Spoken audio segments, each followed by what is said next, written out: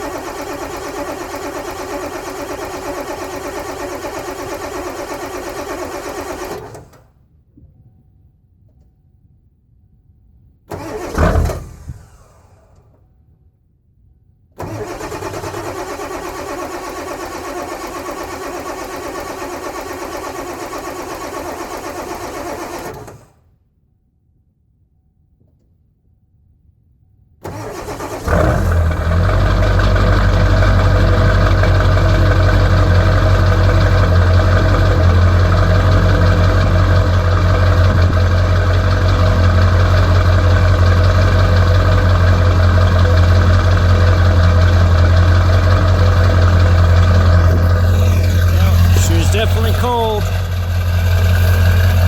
Works a lot better when I have it plugged in. Thanks for watching.